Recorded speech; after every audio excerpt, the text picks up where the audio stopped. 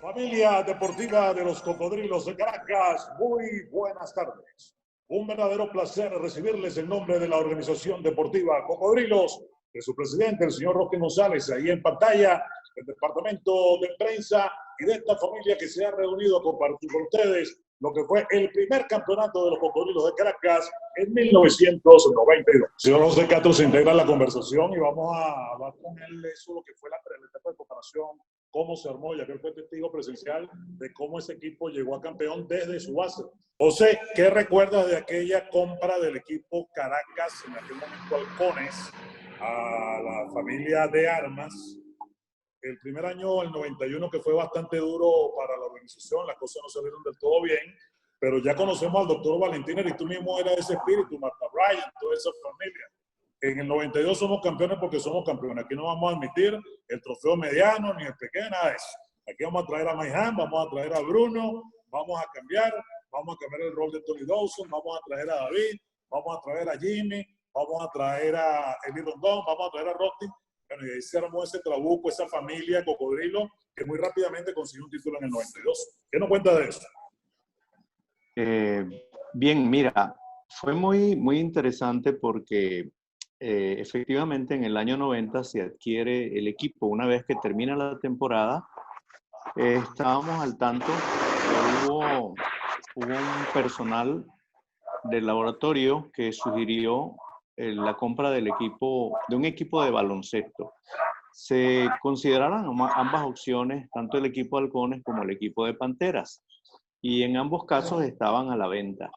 El doctor Valentiner decidió que fuese el de Caracas, porque Panteras evidentemente estaba más ligado al estado Miranda, y él realmente quería una representación del equipo Caracas como tal, o tener un equipo con el nombre Caracas.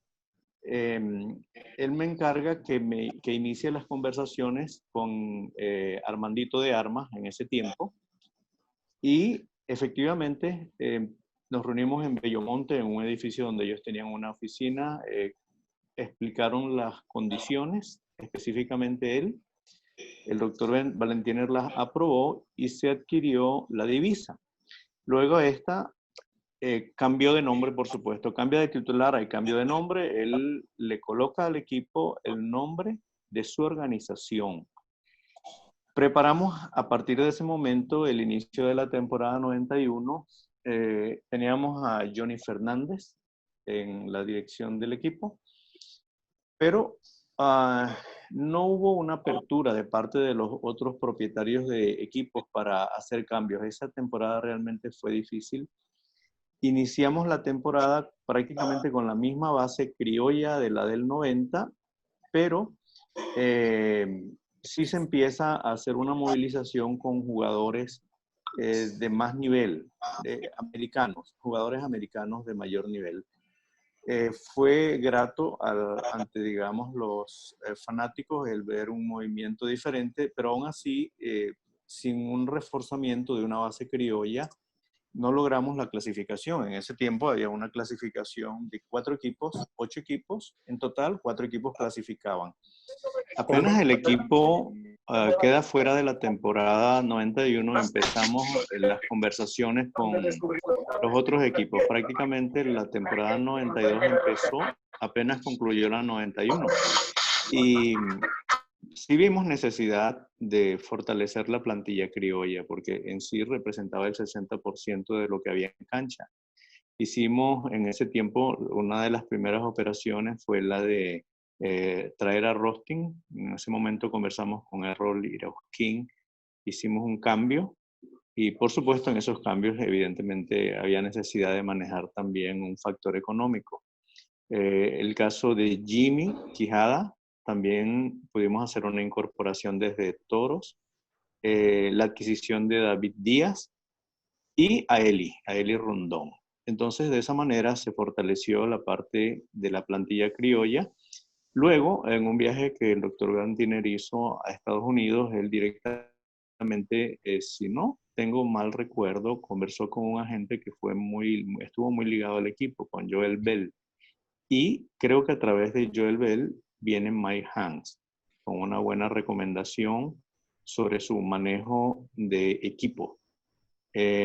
También sí veíamos claro, era necesario fortalecer la parte de la dirección técnica con un aporte criollo.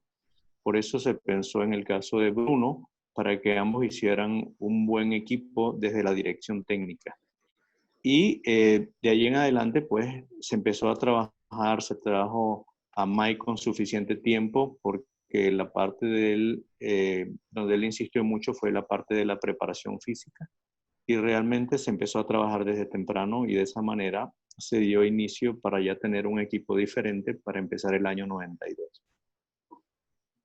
Muy bien, José. Importantísima tu participación porque fuiste testigo de excepción en cómo se hace la transición a Cocodrilos de Caracas. Oh, Hans, esa final, Trotamundos Caracas, ya decimos que fue de lo más importante que ha ocurrido en el baloncesto nacional, Bruno. Esa fue una competencia extraordinaria. Yo recuerdo perfectamente, la transmití por televisión, todos los factores que confluyeron para hacer de ese evento algo muy especial. Y quisiéramos que el coach Han nos haga una recopilación de los momentos más importantes que él recuerda, todas las emociones y particularmente cuando finalmente se consigue el título. Porque el coach Han venció al gran equipo del momento. Estaban los Marinos, ciertamente. Pantera tenía un estupendo equipo, pero todo el mundo hablaba de Trotamundos de Carabobo y ya decimos que parece un milagro que Caracas pudiera ganar a Trotamundos. Well, I remember leaving to go to Parque Nacional, and I'm driving in about a mile out. I don't think I'm going to make it to the game. There's cars everywhere. I'm a mile out. There's no way I'm going to get into the arena. I thought I was going to miss the championship game. Then when I get there, it's the most unbelievable thing I've ever seen in sports in my life. I think Parque Nacional seats about 5,500 people, and there must have been 10,000 people there. They were on the rafters. They were hanging on the ceiling. They were standing on people's shoulders. It was the most unbelievable atmosphere for an athletic event that I have ever seen in my life. Me gustaría que el coach contara, y vamos a hablar con Bruno, cómo era su relación con Bruno Adesio, con el doctor Guillermo Valentiner, de qué conversaba con José, pero particularmente con Bruno Adesio. ¿Qué nos dice Mike Han de Bruno Adesio? It was unbelievably good. I can't imagine that it could have gone any better. He helped me so much. I'm eternally grateful for that. He has a great basketball mind, and he spoke it, and then never was upset, never angry, just always willing to help. And we wouldn't have won it without him. Bruno, ¿qué nos dices tú de esa comunicación? Ustedes almorzaban, se llamaban por teléfono, conversaban después de los juegos, se tomaban algo para analizar el partido. ¿Cómo fue esa relación con Mike Han? Mira, lo mejor fue que nosotros compartíamos siempre la habitación y eso me ayudó en inglés porque él no habla español. Eso me obligó a ponerme un poco más fluido. Mira, realmente éramos diferentes. Él es muy hiperkinético a diferencia de mi persona y analizábamos bien los partidos de óptica diferente y eso era lo bueno y al fin llegábamos a un consenso de lo que teníamos que hacer. Él me escuchaba, yo lo escuchaba y hacíamos análisis de óptica diferente y eso es bueno y es muy importante en un cuerpo técnico. Bruno, tú has sido un hombre competidor, has vivido el baloncesto de diferentes maneras, fuiste un importante jugador en Italia, en tu tiempo activo, viniste a Venezuela y te convertiste en un ícono del básquet venezolano. Se te recuerda mucho tu etapa como jugador, después como formador de ciudadanos, como entrenador, como ganador. Pero yo siento que esta experiencia del 92 fue muy particular, que pudo ser un parteaguas en tu carrera. ¿Pudieras contarnos, por favor, qué significó para ti armar este equipo de Cocodrilos, trabajar con el coach Hanks, llevar a los muchachos a la victoria, transformar un equipo de individualidades en un conjunto realmente de acuerdo a lo que es tu filosofía del basquetbol, en lo humano, en lo personal? ¿Qué te deja este trofeo, este primer trofeo de Cocodrilos 92? Mira, para mí esa experiencia del 92 es la ratificación de mi, no sé si llamarla creencia, principio, filosofía, de que todo es posible si hace las cosas en la dirección correcta. Sea cuando fui jugador, experiencias posteriores que he tenido como coach en otro equipo, cosas que parecían que no se podían lograr y se han logrado. Ese campeonato no fue rosa y flores como parece cuando terminó. O sea, la primera parte fue bastante complicada. Tony Dolso fue un jugador bastante problemático en los entrenamientos. O sea, todo el equipo cuando ganan campeonato se acuerda solo del último partido de la celebración, pero detrás del telón hay muchas complicaciones que hay que superar, pero lo hicimos en una forma adecuada, razonada, sin estridencia, y ratificó lo que yo siempre digo, que si hace las cosas bien en la dirección correcta, en lo que parece imposible se vuelve visible, se vuelve factible, y eso fue lo que pasó. Yo creo que lo que pasó con Cocodrilo, que me pasó también con otro equipo posteriormente, cosas que no parecían que se podían lograr, si lo hace en la forma adecuada, con la paciencia adecuada, lo puede hacer. O sea, Cocodrilo no era ni el favorito, ni tenía los mejores jugadores, pasó por problemas internos de conformación del grupo que no se saben después, y lo fuimos solventando. Y es la ratificación de que es la manera de trabajar en el deporte, en la sociedad, en la empresa, donde se quiera. Hay que trabajar con la forma adecuada y en la dirección correcta. David Díaz fue estrella en el equipo portuguesa, ya ahí demostraba su gran talento en la cancha, la capacidad de ser un buen compañero, tanto en el tabloncillo como en el clubhouse. ¿Qué le deja a David Díaz el campeonato del 92? La responsabilidad de venir a la capital, ya todavía ha sido pues figura portuguesa, pero siempre venir a la capital es un reto a triunfar. Viviste esa transformación en la cancha de una manera muy especial. Vamos a ir a esperar la reconexión con David. Viviste la etapa de transición, David, de una manera muy especial, y finalmente el objetivo del campeón y el objetivo del líder, alzar el triunfo. Cuéntanos para ti qué representó ese Cocodrilo 92. Bueno, mira, yo creo que fue, como digamos, uno de los grandes campeonatos que más he disfrutado yo, ¿verdad? Porque tuvo gran significación por el reto que teníamos. Primero había un gran reto. Llegar a un equipo de la capital que en ese año, como lo están conformando, era sí o sí. Significó mucho, ¿verdad? Porque el reto era ese, ¿verdad? Y de la manera como se conformó el equipo, que no teníamos aquella grande figura, pues todos éramos, como digamos, poquito de cada uno, ¿verdad?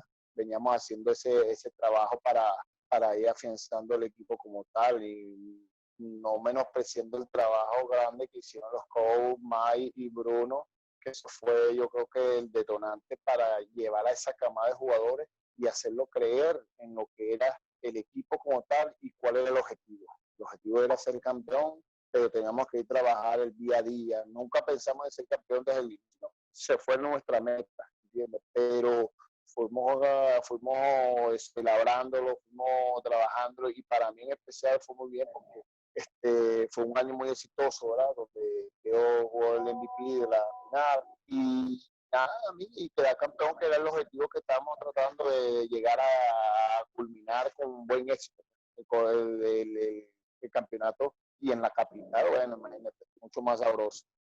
Jimmy Quijada tuvo mucha experiencia en varios equipos importantes de la liga. Yo recuerdo muy particularmente la temporada del 83, allá con el equipo Caribe, donde ya se sumaba como un hombre muy duro a la defensiva, que iba a ser el gran tanque de guerra de nuestra liga.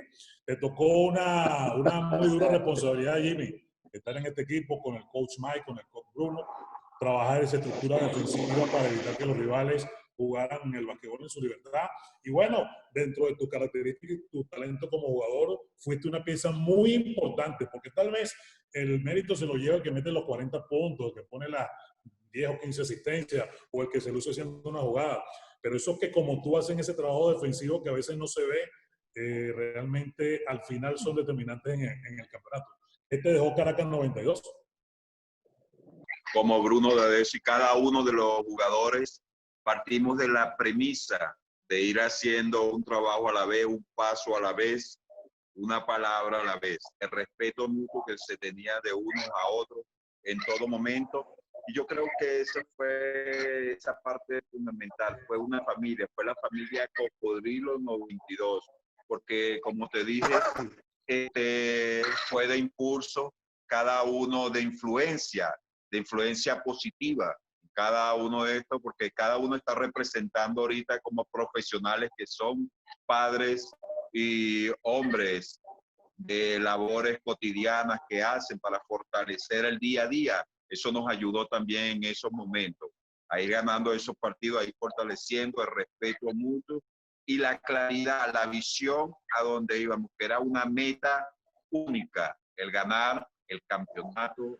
Bruno, ¿cuál era la realidad del equipo Caracas cuando ustedes hicieron la evaluación en ese año 92 de cara a las necesidades propias del club para transformarlo en un equipo ganador? Ciertamente la base que yo de Caracas fue muy buena, pero ya cuando se incorpora Rostin, cuando se incorpora Lee, la presencia de David en la ofensiva, hay que tomar en cuenta, por ejemplo, que entre Cedric Ball y Rostin tomaron 457 rebotes.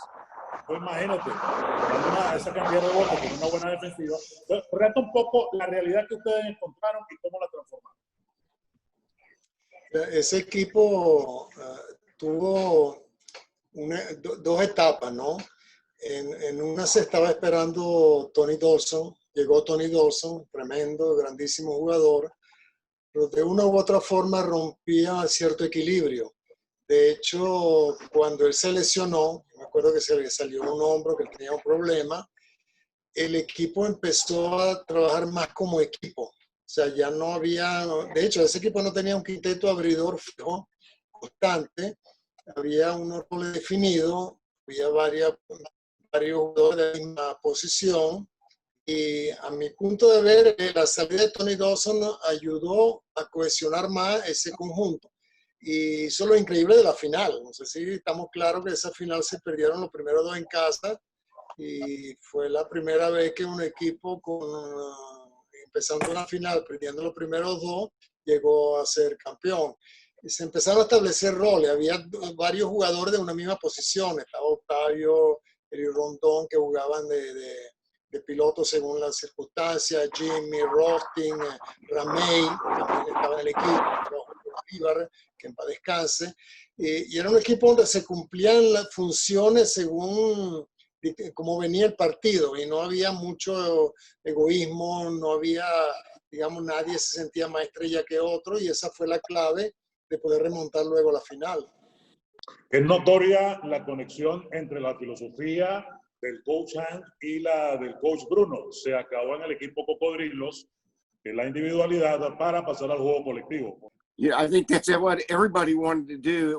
It wasn't a difficult task to implement. The players were committed from day one to have the best basketball team, and they weren't worried about their individual titles. And then we were able and fortunate to have two imported players in Joe and Kendrick who felt the same way. Rostin González estaba en los Guayqueríes de Margarita. Ya Rostin era una figura consagrada de nuestro baloncesto nacional. Sería bueno, Rostin, que cuentes un poco cómo fue cómo llegaste tú al equipo Cocodrilo de Caracas. Ya tú tenías una fama importante como rebotero, como jugador defensivo, pero además tú eras un hombre y en esa temporada demostraste también que podías aportar mucho en ofensiva. Cuéntale un poco a la gente cómo viniste tú en ese cambio que fue con Eli Rondón por José Echenique y Pedro Conde, el equipo Caracas. Sí, bueno, fíjate, Alvin, no fue un cambio. Yo tenía contrato con Guayquerí, ellos incumplieron, yo llegué a la fila de Cocodrilo, el equipo de Cocodrilo se estaba armando, José Castro, Argenis Mujica, Marta Bryan tenían una labor de trabajo que quieren bien fuerte, querían reunir un equipo campeón, ya estaba Didi, David era garantía, puntos. David estaba en su mejor momento allí, estaba Alexander y la camada de los muchachos, porque también creo que estaba Otaiza, estaba con nosotros, David, estaba Octavio. Sí, de Rubén. Estaba Rubén. Julio Bolívar. Julio Bolívar. Julio Bolívar. Sí. Y bueno, el dúo de los entrenadores. También estaba el que nos asesoraba con los pesos. ¿Cómo se llamaba el Didi? Y se me olvidó. Noriega, profesor Noriega. El profesor Noriega. Rafael Noriega. Sí. Exactamente. ¿Lo recuerda, Bruno? Igual Leticia y también. También estaba Juan. Sí, era un equipo. Se armó lo que se tenía que armar y esa dupleta de coach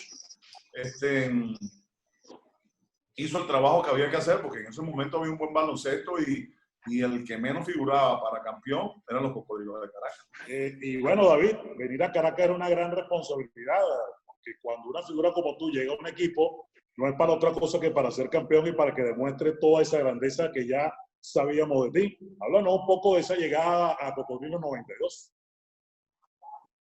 Bueno, sí, que todo, Albi, gracias por la oportunidad, gracias a la organización Cocodrilo, ¿verdad? Por hacer este reencuentro, ¿verdad? Que muy bien, saludos a Mike, Coach Bruno, Jimmy, Alexander, Rostin, Eli, toda la gente que participaron, ¿verdad? En ese campeonato. Yo creo que eso fue un gran reto, porque el día que me llama y va el gerente general en ese tiempo, Castro, va a Portuguesa, arriba, y me dice, mira, te ha cambiado a nosotros, pero tú vas para allá, pero no vas para allá, para la capital y quiero que quede campeón. Bueno, y nada, yo asumí como tal, pues entonces, bueno, me dijo que buenos jugadores, ¿verdad? Estaban enseñando, venían a los Mai, junto con Bruno, pero lo más importante después fue que no hicieron un equipo en base a un jugador, sino que reunieron varios jugadores e hicimos un solo grupo. Sí, señor. Jimmy Quijada estaba de agente libre y había que hacer, vamos a pedirle ahora que le explique el coach, había que hacer la brigada de choque, hacían falta los tanques de guerra, Bruno, esa gente que se parara ahí, hacer la cortina, hacer el trabajo duro, hacer el trabajo guerrero, y se trajo a Jimmy Quijada, que es de ese grupo de los tanqueros del waterpolo, Bruno. Él dice que no, que él jugaba suave, siempre decía que no era verdad. Mira, ¿te acuerdas, Bruno y Rocky? ¿Te acuerdas de una práctica que estábamos haciendo una cortina? Imagínate cómo era la cortina y Jimmy le metió una cortina más en plena práctica y lo tiró. Chicos. Eso no sucedió. Bienvenido, Jimmy no se puede pintar pelo ahora, ¿vale? No, Dennis Rodman venezolano, chico. Rusty. Jimmy, el único que le metió una cortina a un coach. Qué fenómeno. ¿Qué recuerda de esa llegada, Jimmy, Cocodrilos? La llegada a Cocodrilo, bueno, yo partí como estábamos hablando hace rato, cuando era la Liga Especial de Venezuela, los Caribes de Anzoátegui, que ahí hicieron mi transferencia al pase a los Toros de Aragua. Y de ahí tuve 2 años de todo y eso, y los Toros me dejaron agente libre cuando pasó a llamarse Liga Profesional de Venezuela. Y me llamó. ¿Aló? Sí. Estamos hablando. ¿Te escuchamos? ¿Aló? Estamos escuchando, Jimmy. De ahí llegué directamente, me hicieron la invitación, me llamó Marta que llegara, entonces yo jugaba en el puesto de defensa como 6º hombre. Estaba en coinonía con Rostin, con Cedric Borel y Alexander, David, Octavio Contreras, José Ramey, toda esa serie de baluartes y esos que aportaron algo para el equipo. Oye, Rosti, en ese equipo, tú y Cedric, decíamos, hicieron un muro ahí que tenía un gran puntal llamado Jimmy Quijada, pero esa parece le puso un ladrillo más que se llamó Joe Dawson, que ya es un importado, conocido y exitoso en la liga, pero cuando llegó ese hombre no había manera de tomarle un rebote a ustedes. Ya tú y Cedric habían hecho una llave que todo lo que agarraban al otro lado para que entraran David y entrara Eli y los ariete ofensivos, pero realmente una de las cosas que yo más recuerdo de ese torneo 92 fue ese sistema de la captura del rebote, el pase de salida y lo cerrada que se puso esa última línea del equipo del Caracas. Sí, fíjate, yo te hablo con honestidad, Alvin. la mente mía no está tan allá. Ahí el coach, Bruno, tienen mejor memoria que yo, no sé Jimmy y David Day, con lo que sucedió. Sucedieron muchas cosas con el equipo. Sí recuerdo las palabras que nombraron ahorita, creo que las dijo Bruno, que de verdad sí lo tengo en cuenta, que dijo, vamos partido por partido, no pensemos en 2, ni 3, ni 4, vamos al de hoy, el de hoy. El tercer partido fue bien difícil, fue un partido bien cerrado, que recuerdo que estábamos ganando por 2 y el lanzamiento final lo iba a hacer Iván Olivares por el equipo de Trotamundo. Si no es así, David, corrígeme. Y sí, Rubén me dio la esquinita. Rubén Ramos mojó la esquinita donde se paraba Iván. Y en ese Iván pasó de largo. Y le echó agüita. Eso fue un partido que terminó por 2 puntos y creo que nosotros ganamos el primer partido. De ahí empezaron a cambiar las cosas. Y como dijo Bruno, 1-1. El coach tenía plena confianza en sus jugadores. Hubo una química tremenda, Alvin. O sea, para ganar un equipo como el que tenía Trotamundo tenía que existir una química tremenda. Un deseo de ganar y el trabajo de los extranjeros no era un trabajo, podíamos decir como dice Bruno, que era Tony Dodson era todo y la bola tenía que ir a Tony Dodson, era muy jodido. Cuando tenías a un escopetero como David, las metía, Rubén cuando salía del banco las metía. Eli Rondón, un excelente lanzador. O sea, teníamos que tener la bola en las manos y todo era para Tony. Bruno, ¿cómo se preparó esa final ante el equipo Trotamundo? Un club muy completo que tenía que cautearse con mucho cuidado, llevar los juegos con un tiro especial para poder ganarlos, particularmente en Valencia. ¿Qué recuerdas tú de ese trabajo con el coach Hanks de preparación para los Trotamundos de Carabobo, que fue una de las mejores finales que se han jugado? Mira, se hablaba mucho en defensa, pero ese era un equipo difícil, muy, muy complicado, porque no tenía una figura, tenía varias figuras. Y quizá lo peor que le pudo pasar a ellos fue cuando nos ganaron los 2 partidos, porque le sobreestimaron demasiado y subestimaron a nosotros. Y realmente hablábamos de limitar a Iván, que sabíamos que era el referente más importante que ellos tenían dentro de los criollos, y trabajar tratar de hacer ofensivas largas. Nosotros hablamos mucho de eso. Nosotros el único lanzador puro que teníamos era David, ¿okay? Cuando David salía se nos hacía bastante complicado. Dawson, acuérdate que llegó, pero no era el Dawson que vino anteriormente con el Caracas. El Dawson ya estaba de salida, ¿no? Ayudó muchísimo, pero atléticamente no era lo mismo, no tomaban la misma iniciativa, pero eso lo ayudó a integrarse bien en el equipo. Entonces nos concentramos en hacer ofensivas largas. Nosotros muchísimo, nosotros podíamos llegar 1 o 2 pases y lanzar nada más. Y yo creo que eso conjuntamente a las cosas que hemos hablado anteriormente, fue un poco la clave de lograr, digamos, eso es el básquet. El básquet, el conjunto, tú puedes ganar con una individualidad 1 partido, 2 partidos, pero para ganar un campeonato tienes que desarrollar algo en conjunto, y eso se hace en el vestuario y se hace con los jugadores. Por más coach que tú seas, si los jugadores no se unen o tú no detectas cómo unirlo, no vas a lograr campeonato, y eso fue lo que logró el Cocodrilo en esa temporada. Excelente, Bruno. Alvin, hay que recordar que Bruno tiene unas pelotitas. Y él las consultaba. Él decía que la iba a pasar. Esa la pasaba de mano en mano. Otra Didi, que la tenía. Allá la bola siempre en la mano. Bueno, tú sabes que por más que uno no quiera, en la dirección, cuando uno ha sido jugador, tiene una atención diferente. El jugador tiene como sacarse el estrés o actuar, pero el entrenador no. Y yo descubrí que esa es una manera, digamos, de tranquilizar los pensamientos, de ser un poco más frío, de analizar mejor las situaciones. Y bueno, esas son unas bolitas chinas que se usan para eso y te permiten tranquilizar un poco la mente y en ese momento, sobre todo cuando la cuestión se pone complicada en el básquet, es importantísimo que tú pienses fríamente y con calma y no atosigar a los jugadores, porque los jugadores en la cancha saben lo que tienen que hacer. Muchas veces los entrenadores pretenden manejarlo como un joystick, ¿no? Corre para acá, sigue para allá, lanza, dribla, pásala. Y uno tiene que hacer un esfuerzo importante en mantenerse calmado, y eso me ayuda un poco.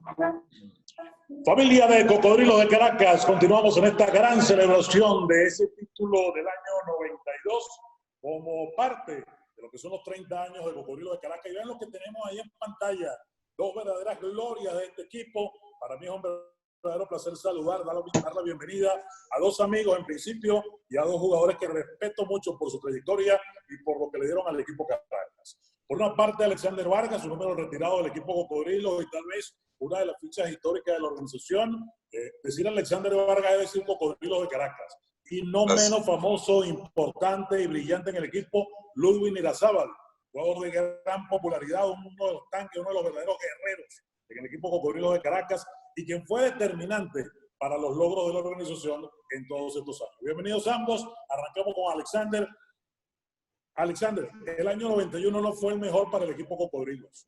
En mi opinión, e involucro a Ludwig, siento que el equipo Caracas gravitaba mucho en torno a Tony Dawson. Ese fue el gran problema, que todo el juego era para Tony Dawson.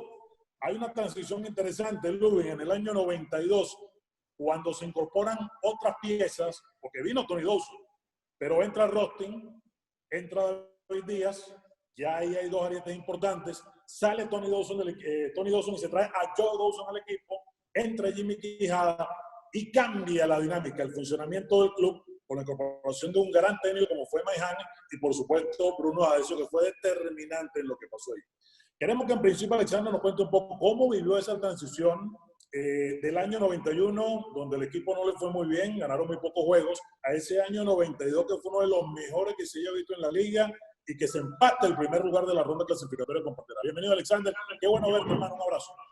No, bueno, primero saludar a todos los fanáticos de los Cocodrilos de Caracas, un equipo de tradición. Y no, bueno, felicito la iniciativa, ¿no? De parte de los Cocodrilos de Caracas, de Rostin, Daniel, Julio, Albi. Y saludar al ascensor Luis Razada. Para mí es un honor compartir este Zoom con ustedes. Y te puedo decir que, bueno, esa transición fue de suma importancia, ¿no? Siempre teníamos un jugador de 30, 40 puntos que era Tony Dawson. Y eso para el público era algo importante para el tema fanatismo, ¿no? Y creo que, bueno, Tony Dawson nos brindó mucha alegría en el tema fanatismo, ¿no? Pero siempre nos hacía falta un complemento para lograr el título y creo que traer a Joe Dawson y incorporar a Rotti, incorporar a Jimmy, creo que también vino Eli Rondón. Eli Rondón vino con claro, Rotti, sí. Claro, y ahí fue que nosotros logramos, bueno, tener un equipo de alto nivel. Yo creo que Cocodrilo en ese momento tenía dos equipos que se transformaban en uno en diferentes momentos y teníamos un banco de lujo. Y yo creo que, bueno, fue una buena iniciativa traerse a esos grandes jugadores y traer un coach como Maihane, que creo que nos dio, a cada quien lo puso en su lugar, le dijo cuál era su tarea, cuál era su momento de juego, su tiempo, y creo que eso a nosotros nos dio una dimensión bastante importante, aparte que tenía un gran quinteto abridor y tenía un banco de jugadores como Ludwig, como el Topo Contreras, como Rubén La Sierra, que para descanse, hermano nuestro, y José Luis Ramey. Entonces nosotros veníamos del banco con hambre, con deseo, y eso obligaba a ese 5 inicial a hacer la cosa bien, pues si no nosotros entrábamos y nos quedamos por mucho rato y por mucho tiempo. Y nos gustaría saber cómo vivió Ludwig Irazábal todo ese cambio del año 91 al año 92. Bueno, antes que todo, muchísimas gracias por la oportunidad, gracias a la Organización Cocodrilo de Caracas por estos momentos. Esa transición yo creo que para mí fue fácil, ya que yo en ese momento era rookie, pues eran mis primeros años en el equipo Cocodrilo. En el equipo en el año 91 fue mi primer año, apenas me uniformaba. Ya en el 92 sí empecé a tomar un poco más de minutos. Como dijo Alexander Vargas, la incorporación de Rostin, de Eli, de David, La Sierra Raya, yo creo que fueron jugadores que ya tienen experiencia, de jugadores que ya han sido campeones en otros equipos. Yo creo que eso fue el auge de ese equipo. Pues Alexander, contamos con un banco que estábamos en esa banca con mucha hambre, con muchas ganas de jugar tanto a la ofensiva como a la defensiva, porque yo creo que nosotros nos caracterizamos mucho por ser jugadores que podíamos anotar y que también nos gustaba la defensa. Yo creo que la defensa es algo que a uno le gusta. Y como dice Alessandro, yo creo que eso fue. Teníamos un quinteto abridor, teníamos un banco que nos queríamos comer a la gente. También la incorporación de Joe Dawson por Tony, yo creo que nos ayudó mucho, porque Tony era un jugador que era muy espectacular, era un jugador para el público, un jugador que jugaba mucho para sus números. Incluso si ven los números de él dejó un promedio de casi 40 puntos por partido, mientras que los demás jugadores dependíamos de él, jugamos alrededor de él, e incluso en el año 92 fue que se hizo ese cambio. Yo creo que ese factor que todos jugamos en conjunto, cada quien asumió su rol, los entrenadores, tanto Hans como Bruno, supieron llevar al equipo poco a poco y supieron decirnos a cada quien cuál era su rol. Los jugadores más importantes que jugaban más minutos supieron entenderlo. Yo creo que esa fue una gran clave para el campeonato de ese año. Bueno, pueden relatar un poco de esa vivencia de ustedes, de venir en esos partidos, particularmente la serie con Marinos en Puerto La Cruz o con Trotamundos en Valencia. Mira, Alvin, Luis era el asesor, tenía que llegar al penthouse todo el tiempo para mantener el ritmo del juego, del equipo.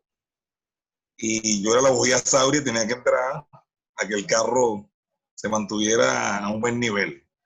Creo que ese hombre de este equipo es como se abrió en otro. Todo el mundo sabía de que el triunfo del 92 fue porque Maihan creó un estilo de práctica con 5x5 que era algo extraordinario. Entonces, la rivalidad era importante. Alvin nos llevó a nosotros a un nivel superior. Y creo que también me gustó mucho era la metodología que aplicó Maihan, que llegaba tarde. Maihan decía que llegó tarde, una cajita de birra en la multa. Esa era la multa, ¿te acuerdas, Luis? Entonces, Alvin, ¿qué pasó? Que esa multa, él decía, esa birra es para celebrar el campeonato. Entonces ya mentalmente uno llegaba tarde y tenía que poner una caja de birra.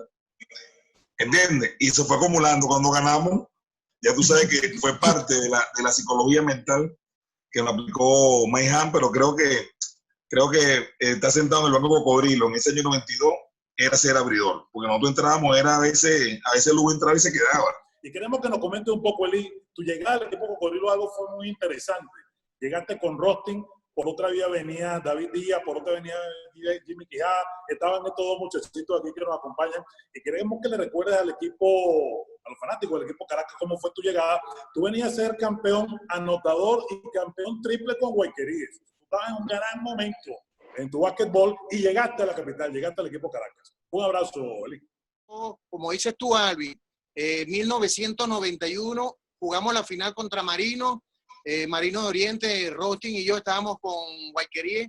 Justamente el último partido que perdimos nos tocó la puerta a Castro, que era el gerente de Cocodrilo, y dijo, ¿no le gustaría irse para allá? Y nunca dije nada. Rostin se emocionó porque Rostin quería regresar a Caracas. Pues. Recuerdo clarito que, bueno, Rostin no, yo como siempre decía, el gancho de ropa, ¿no? El gancho de ropa, no, el gancho de oro. Que es Rostin González, mi gran amigo, mi roommate, porque siempre Rostin cuando viajaba exigía que yo siempre estuviera en el cuarto de él, porque no, una confianza increíble, coño, hicimos una amistad impresionante. Amigo mío. Te cuento que llego a Cocodrilo gracias a Rostin. Ese año 91 perdimos la final contra Marino y me tocó sufrir eso, pero el siguiente año, como me dijo Rostin, vamos a ser campeón porque está llegando Jimmy, hicieron un equipo, David Díaz. En realidad, cuando estamos allá en Caracas, que nos concentramos, recuerdo clarito que yo vi ese equipo y empezando los entrenamientos con Maihan, que era impresionante. Ahí no le daba chance a nadie de rumbear ni echar vaina, porque cuando estábamos entrenando, eso era solamente descansar. Porque los entrenamientos de la mañana eran tan fuertes y los de la tarde eran tan fuertes que era impresionante lo que estábamos pasando, pues. Y nunca me olvido eso, el que trabaja duro, recoge, triunfos y así nos pasó a nosotros. Maihan hizo un excelente equipo y yo siento que más que todo la química, una química que había entre todos los jugadores, respeto, pero de verdad nos divertíamos y nos respetamos, y cuando estábamos en la cancha nos concentramos y hicimos el trabajo, pues, y por eso creo que eso fue lo que nos ayudó a hacer ese equipo campeón, pues. Vamos a hablar de los 2 primeros partidos y cómo lo recuerdan ustedes. Zulia vino con un gran club, Sánchez Para estaba muy entero, Armando Palacio en su momento, tenían a Luis Jiménez, y yo recuerdo que traen a Magui como para decir aquí se acabó, pues Caracas que no cuente con nada, porque con Magui nosotros no solamente le vamos a ganar a ellos, sino que vamos a ser campeones. Sin embargo, Caracas tenía otra idea. No era nada fácil, Lubin, que viniera Zulia aquí y le ganara 2 al Caracas, y entonces ir a Maracaibo, y si Caracas quería estar en la final, había que traerla de vuelta. Pero vamos a hablar primero de esos 2 primeros partidos. ¿Qué recuerdan de ese inicio de la serie Zulia-Caracas, cuando Zulia viene aquí y con un gran trabajo de Sánchez Para y Armando Palacio y por supuesto de Jeff Moore, que era el importado clave de ellos, logra ganarle 2 al Caracas? No, mira, bueno, claro, reitero, el Zulia era un equipo con mucha experiencia, jugadores de selección nacional. Tenía a Jeff Moore, que era un anotador, como dice uno. Bueno, ese año, Alvin, yo tenía que marcar contra Gaitero a Jeff Moore, después me iba contra Aragua a marcar a Tracy Foster, después me tocaba Guayquería, marcaba aquí a John, después me iba para Marino, marcaba a Anthony Mason, a Charles Briley, y yo creo que, bueno, haber marcado a Magui, que era uno de los jugadores que uno vio con los Lakers, en esa final Lakers-Boston, con Larry Bird y Magic Johnson, y ve a Magui, que ellos lo trajeron, y todo el mundo, nosotros dijimos, bueno, la cosa va a ser un poquito más difícil, pero creo que esa fue una final también adelantada, porque el entero estaba muy completo. Ludwig, hablamos de los 2 primeros partidos de la serie semifinal, Zulia contra Caracas. Mucho más peleado de lo que la gente recuerda. Esos juegos fueron muy duros. Pero al final, yo creo que la actitud esa de los gaiteros del Zulia, que vinieron como a torcerle el brazo al Caracas, estaba muy agresivo Shepard, tenían a Magui, que venía a ser una figura en la NBA muy importante, Jeff Moore, que no paraba de anotar, y vino muy agresivo ese equipo de Zulia Caracas. Cocodrilo peleó todo lo que pudo, pero al final se cayó en esos primeros juegos. Entonces, cuéntanos primero tu perspectiva de esos 2 primeros partidos con el Zulia y después con qué mentalidad fueron a Maracaibo. Bueno, pues sí, como dice Alexander, fue una semifinal bastante dura, era un equipo bastante completo, tenían a San, el Mago, Armando Palacio, Luis Jiménez, tenían un gran equipo, aquí, tenían un excelente equipo. Yo creo que la finalidad de ellos fue llegar a Caracas y hacer lo que hicieron, fue salir duros, sabían que nosotros teníamos una excelente temporada, teníamos jugadores jóvenes, jugadores con experiencia, y ellos fueron más duros que nosotros en esos primeros partidos. Después de esos partidos, creo que ahí sí fue la parte mental, fue la que nos dio los demás trufos, porque no es fácil perder los primeros partidos y después ir a casa de tu rival ¿entiendes? Y enfrentarte a ellos. Yo creo que los entrenadores sí jugaron un parte muy importante en la parte mental, como dice Alexander, ir a Maracaibo y ganar allá no era todavía, hasta que se jugó allá en Maracaibo era algo bastante difícil, porque era una de las plazas más, aparte de la de Puerto La Cruz, una de las plazas más duras, que hacían de todo, como dice Alexander, te pagaban el break, te bajaban, si iban ganando por 5 puntos, te pagaban la luz, cosas como esa, hacían de las 1000 y una maravillas para ganarte. Te ponían 2 barras, te ponían una barra detrás del banco y te ponían la última línea debajo de la canasta, ¿te acuerdas de eso, Lee? Exacto, recuerdo que movían la canasta que había con los tiros libres, era algo, no era fácil esos partidos allá, pero bueno, el equipo supo coaccionar, supo reaccionar a eso y gracias a Dios se pudo sacar los partidos allá y sacar esa semifinal que para mí fue bastante duro. ¿Nos está escuchando bien, Eli? Eli, conversamos un poco de lo que sucedió en esos 2 primeros juegos de Caracas. Tú eras uno de los más experimentados, venías de ser una estrella con Guayqueríes, fuiste un gran jugador en Caribe. A tu entender, ¿qué pasó con el equipo Caracas? ¿Qué transformó al equipo Caracas? Porque se llega a Maracaibo y se ganan los juegos 3 y 4, luego de perder 1 y 2 en Caracas. Tú eras uno de los jugadores de mayor experiencia, tú eras uno de los llamados a meter los puntos. Oye, ir a Maracaibo con la mano caliente para que la delantera, que fundamentalmente estaba contigo, con Octavio y con David, tenía que funcionar, dada la defensa que tenía Gaiteros del Zulia. ¿Pudiera contar a la afición qué pasó con ese equipo Cocodrilo de Caracas que se transformó al llegar a Maracaibo y para ganar los juegos 3 y 4? Usted recuerda que también ya estaba la selección convocada. Ahí estaba Julio Toro viendo el juego. Correcto. Eso fue otro punto de importancia, porque estaban jugadores de todos los equipos de la liga estaban ahí, pues ya la selección estaba convocada y nosotros estamos ahí en plena final, y eso a nosotros nos dio una fuerza adicional y creo que nos unimos todos.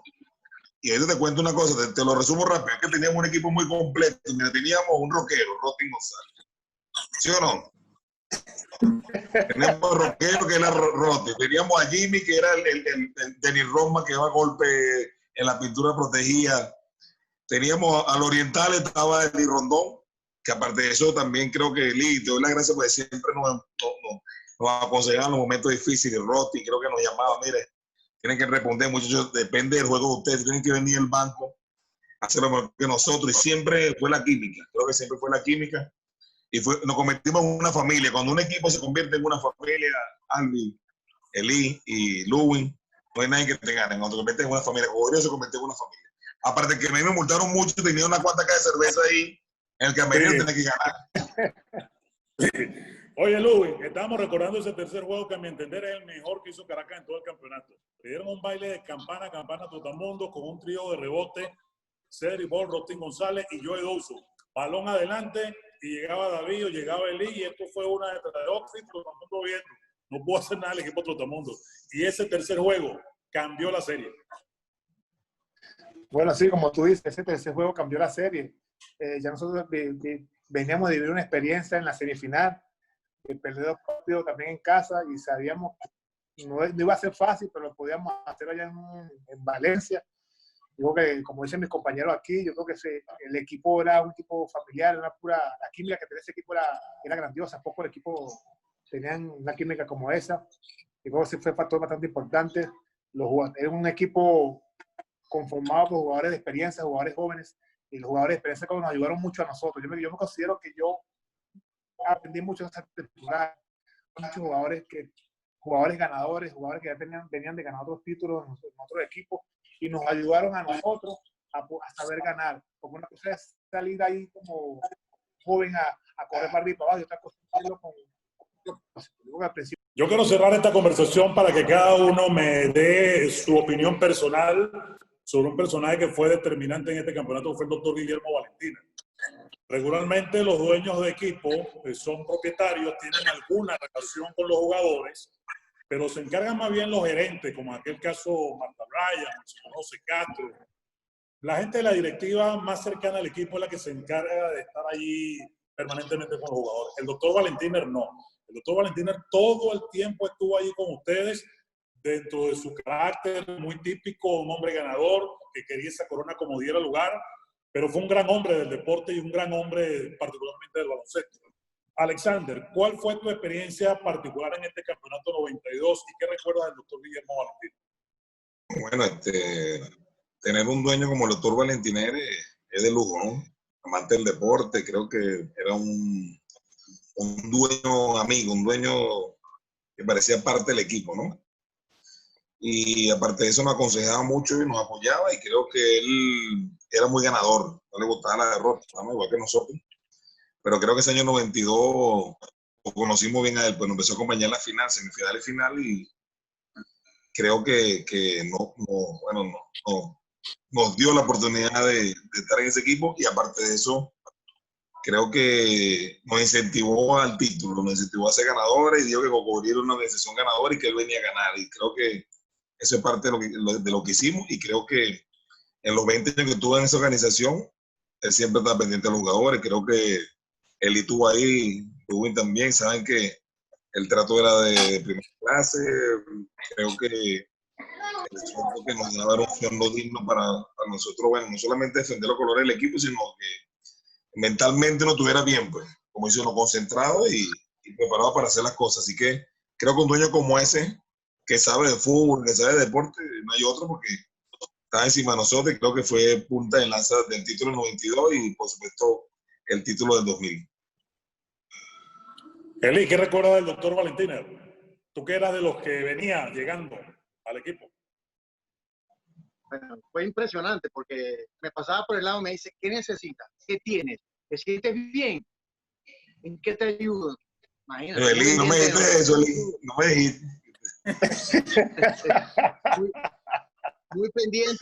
muy muy pendiente de verdad del equipo, que cómo estaba, si estábamos bien, o sea, si un dueño de equipo está ahí al lado tuyo, pendiente de todas tus cosas, tiene que demostrarle de verdad, y eso fue lo que hicimos, demostrarle que podíamos llegar a la final y lograr ese campeonato que de verdad tanto lo anhelaba ese señor, que Dios lo tenga en la gloria, de verdad, excelente persona.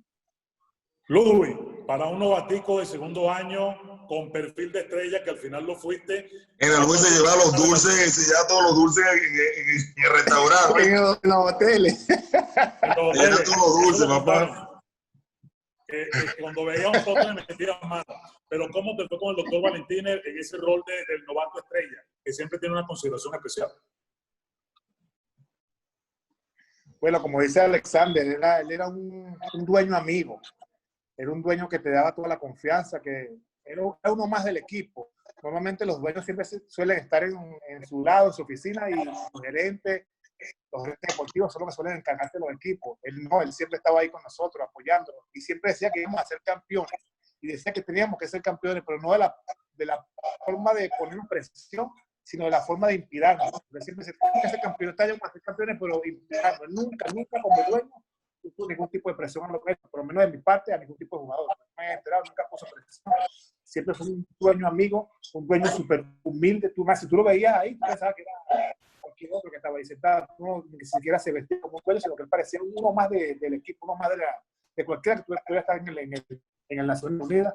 Yo creo que eso también fue parte fundamental, porque muchas veces cosas son las que te inspiran a salir a darle todo por el todo de un equipo. Porque si los dueños de equipo, los cabecillas del equipo te dan la confianza, te dan un buen trato, no puedes defraudar, tienes que salir a dar todo por ellos.